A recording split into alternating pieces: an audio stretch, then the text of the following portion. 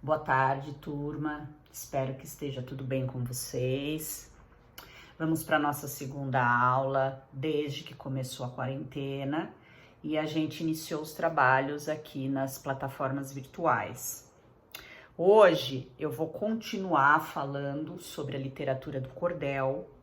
Semana passada, no vídeo, eu falei sobre um músico que também mergulhou no universo do cordel, que foi o Moraes Moreira. Hoje nós vamos falar do maior representante da literatura de cordel no Brasil, que é o Patativa do Assaré. Patativa do Assaré é um cordelista e repentista que nasceu no Ceará, numa fazenda próximo a Assaré, cidade de Assaré, por isso que ele se chama Patativa do Assaré. Isso foi no começo do século XX, ele nasceu em 1909.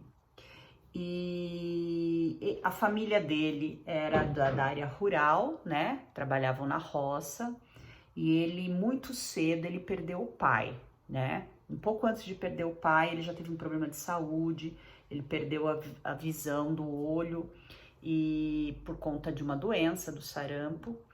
E logo em seguida, quando o pai falece, ele precisa ir trabalhar na roça, né?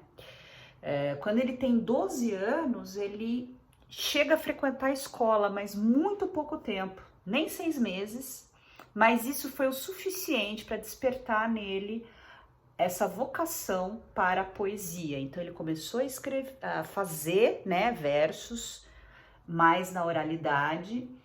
Um pouco mais velho, com uns 16 anos, ele ganha uma viola e começa a tocar. E aí ele segue, né, produzindo cordéis, cantando repentes.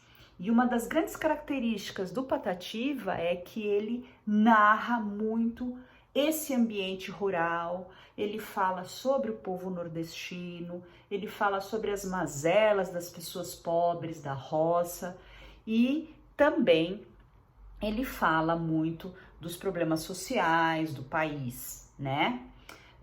Depois ele começa a escrever livros, ele se torna muito famoso, viaja, né? Ele tem um dos cordéis dele gravado pelo Luiz Gonzaga, isso também vai aumentando cada vez mais a fama dele. E com 94 anos ele falece, né? Ele já estava praticamente surdo e cego, tá? Hoje nós temos muitas homenagens, se vocês procurarem vários vídeos na internet, as poesias dele são muito interessantes, porque como ele não teve essa instrução formal, ele conseguiu colocar na poesia dele, nos cordéis dele, essa questão da fala das pessoas que não frequentaram a escola, né? A escrita dele se parece muito com a fala, né? Inclusive, muita gente acha que ele escreve errado. Na verdade, ele escreve como se fala, né? Ele se aproxima da linguagem popular, da linguagem das pessoas que não foram escolarizadas e traz todas essas vivências para dentro da poesia. Então agora eu vou ler um trecho de um poema. Esse poema vai dar a ideia exata do quanto Patativa traz para a poesia a oralidade e a fala das pessoas que não tiveram oportunidade de ir para a escola e por conta disso falam de uma forma diferente do que se escreve.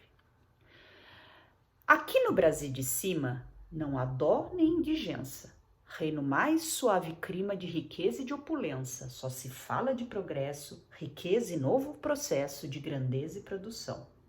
Porém no Brasil de baixo sofre a fêmea e sofre o macho, a mais dura privação.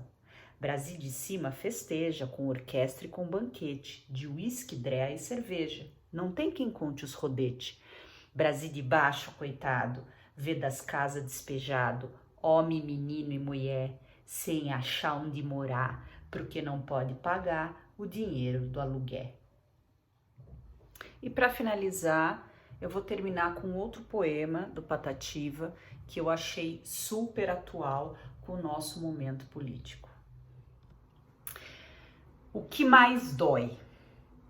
O que mais dói não é sofrer saudade do amor querido que se encontra ausente, nem a lembrança que o coração sente dos belos sonhos da primeira idade. Não é também a dura crueldade do falso amigo quando engana a gente, nem os martírios de uma dor latente quando a moléstia o nosso corpo invade.